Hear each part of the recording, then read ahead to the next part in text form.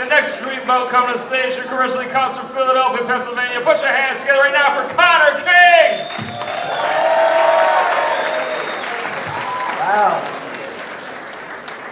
People actually showed up. That's awesome. I'm Connor King. Let me tell you a little bit about myself, you know? I sleep with my dad. Yeah. I share a bed with my dad. I'm not from Davie. But, yeah. So I share a bed with my dad. And, you know, I always heard this thing called the Oedipus complex, you know, which is when you want to sleep with your mother and kill your dad. But, you know, I'm sleeping with my dad, and I want to kill myself. No. My dad, he's a man with no filter. None at all. Even when I was young, he was always exposing me to things like profanity, drugs, his genitals. Like he was a coke dealer. Yeah. That's funny. He was a coke dealer.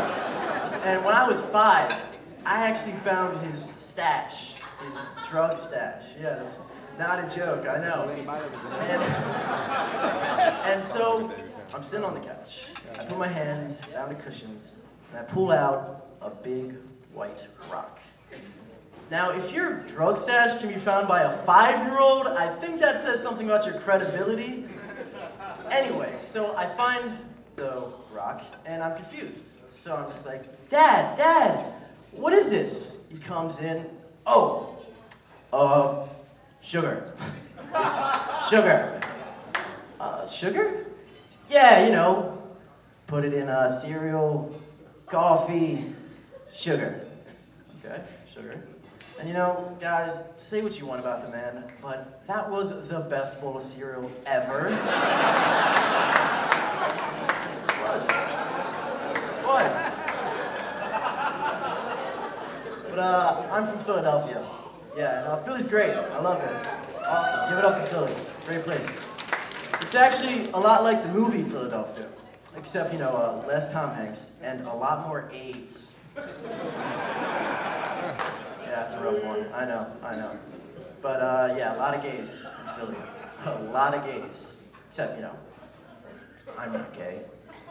I just like the way it feels, you know? Preference. But, yeah, I actually work at a gay restaurant down here. Yeah, it's called Coconuts, which they weren't really going for a subtlety with that one, you know what I mean?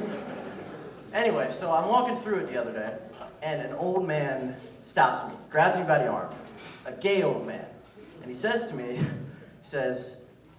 shouldn't you be in school, little boy? Shouldn't you be in jail, old man?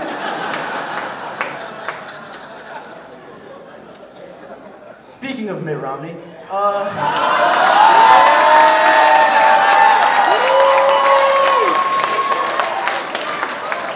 yeah, in a recent interview, you know, back when he thought he could be the president, he said his favorite show was Modern Family.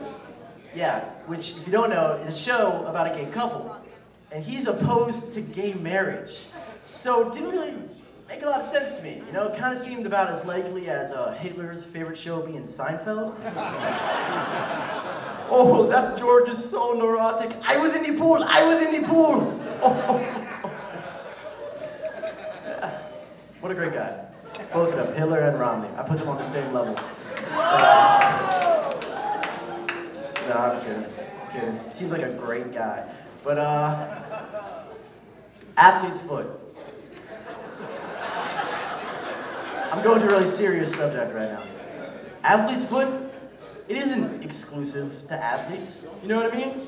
We just call it that because it sounds a lot better than foot fungus. Which is what it is. That's what it is.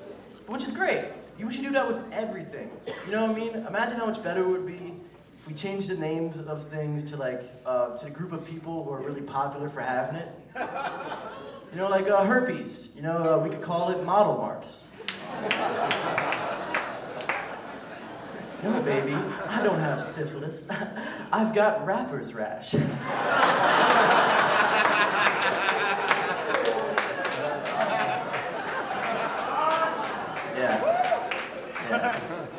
know, guys, I really love comedy.